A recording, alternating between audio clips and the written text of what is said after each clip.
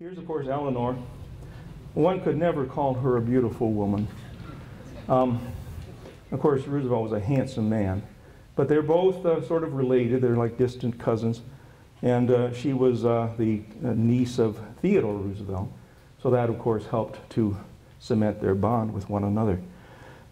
Everybody knew Eleanor. When you went to the movies in those days, and that was a real common thing to do, it didn't cost much to go to the movies. You got a double feature, you got a cartoon, you got a newsreel. And the newsreel almost always had Eleanor Roosevelt. And she was always wearing a coat like this. And people would notice that she changed coats every week, you know. Well, one of the wonderful untapped resources historians have not looked at are the letters to Mrs. Roosevelt. She sympathized with the lower classes, the unemployed, and they wrote letters to her, expecting her to help them. I recall one I read, this woman had noticed her in the newsreel. She was wearing a nice gray coat. And then the next week she was wearing a coat with furs. And so the woman wanted to know, you don't seem to be using that gray coat. Could you send it to me? I don't have even one. See? And this is the kind of, they're just a wonderful source of data that nobody has tapped. And there are thousands of them. This, of course, is Sylvan Beach. You see Ruth is the far left. She's the dark-haired woman at the far left. I just thought you'd like to know. A few pictures of downtown. Now, for those who don't know anything before the mall, right in the center there, and I have it marked as Western Avenue. It basically goes east to west. Over on the left, you see the Continental plant. A little bit further to the left is the Lakey plant. These are all the stores that were downtown. Here's the, can I take my mic over there? Hackley Bank is that big building on the middle right, Western Avenue. I don't dare move too far, sorry. I thought I'd be a little closer to the mic. We got the Accidental Hotel in the foreground there, Muskegon's biggest hotel. Torn down, blew up actually several years ago. And then just toward the screen from that is the what we call today the Frauenthal Theater. It's then called the Michigan Theater. Here's yet another view of downtown. Again, the Continental plant is dominant in the background. You see the Lyman building just in front of it. The Hackley Bank is over on the right. Sears store, which was part of the mall, is down toward the camera on the left. Lots of others, but I don't want to leave where I am. Here's yet another scene. Now, I am honor bound to mention that there is a famous cafe. If you look at the Michigan Theater sign, and right under it is the Demos Cafe. That was Steve's father and his father's brothers. And by cafe, it was basically a cafe restaurant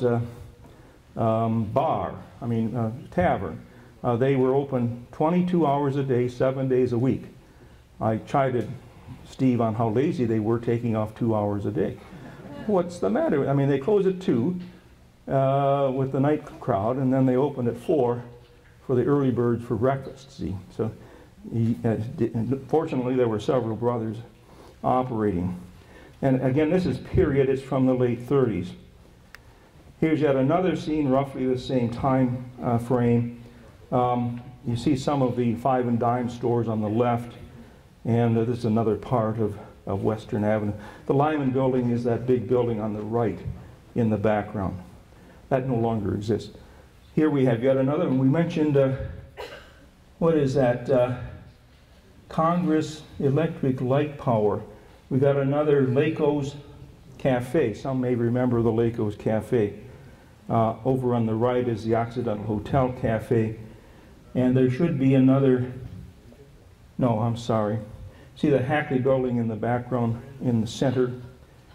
Here we have one that some may remember.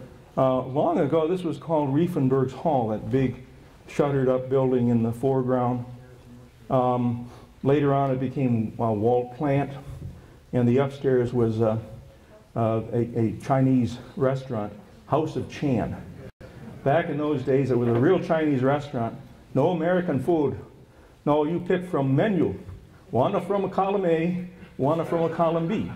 So we faculty members would go there all the time. We'd have a group of 20 or 30. Everybody pick a different item.